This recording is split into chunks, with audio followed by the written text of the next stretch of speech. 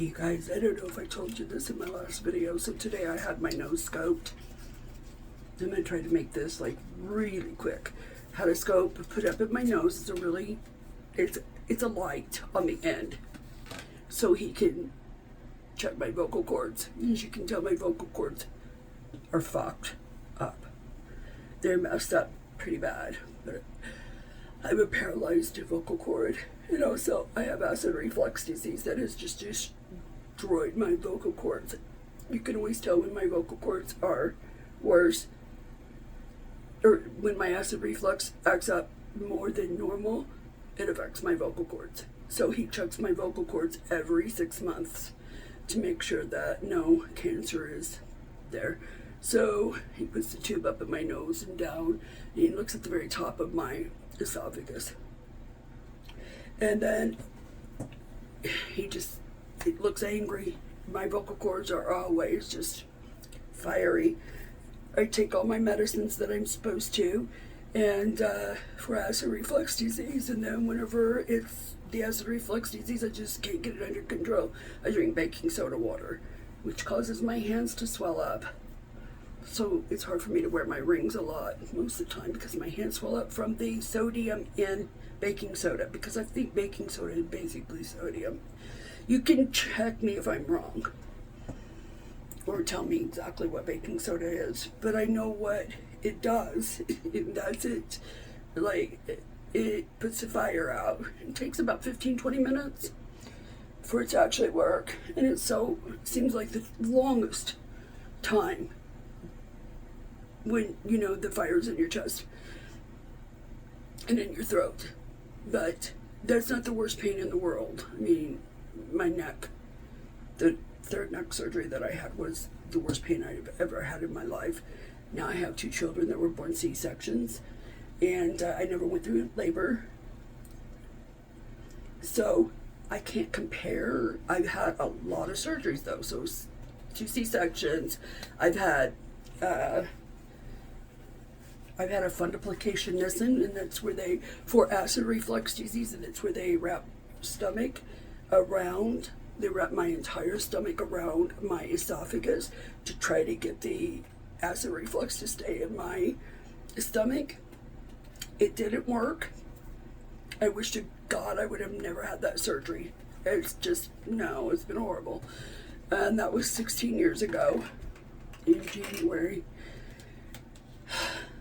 Anyway, the scope is to me nothing. It's just like a minute, 2 minutes of just like, It's not Disney World. But, I said that before, it is a necessary thing that I have to have done. And it's just a preventative, you know. If he sees it, then we're going to go get it immediately. If he sees, polyps or anything, we're going to go get it. Then he's done that several times. But anyway, this mass here, we are going to remove it, but probably towards the fall, because I have several things that I need to take care of first, and that's one of them is my jaws, because I have that. I think it's called TMJ, something like that, but it's in my jaws. Like, they're constantly popping. They hurt like crazy. So I'm going to go do some physical therapy for that, and then I'm going to get injections. I know injections will help. And so that, and then the other thing is that I had a hearing test, and before the hearing test, my surgeon cleaned my ears today. He has a machine that just is like a vacuum that suctions it out. And so it's not like the old days where a jug of water like this was pumped into my ears. That makes me nauseous, and it makes me dizzy. I hate it. Don't ever do it. Go to an ear, nose, throat doctor and have them do it with their vacuum. And I could hear it all coming out, all that wax. I'm like, okay, that might help me hear better. Anyway, I had my a hearing test, and my hearing is just a tiny bit worse, but nothing bad. Like, I think the cleaning, it was definitely necessary. And so she said that the female doctor, the lady doctor, she said that it's just not that much worse. It's just a little bit worse than it was, but not, not that bad. So I'm thankful for that. Anyway, I just wanted to give you an update on that with my vocal cords and then with my surgery.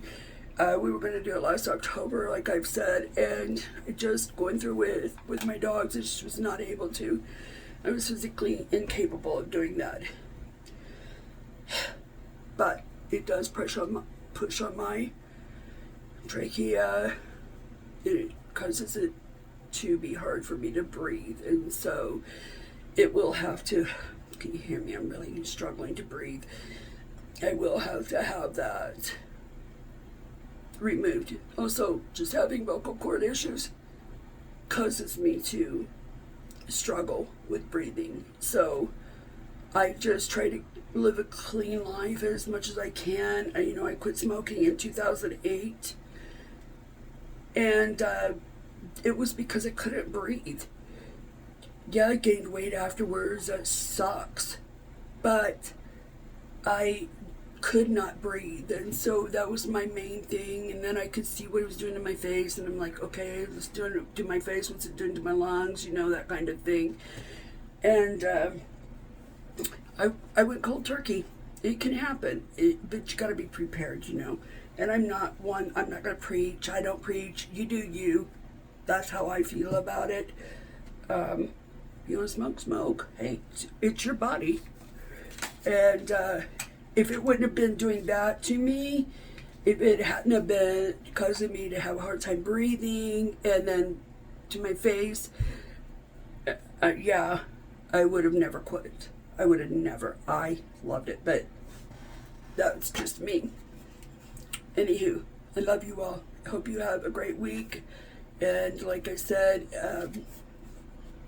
with the ears, if you ever need your ears cleaned, go to an ear, nose, throat doctor. They're called an ENT, ears, nose, throat. I don't get paid. I wish I did, because I'd be a millionaire. I advocate for that. Anyway, I love you all. Bye.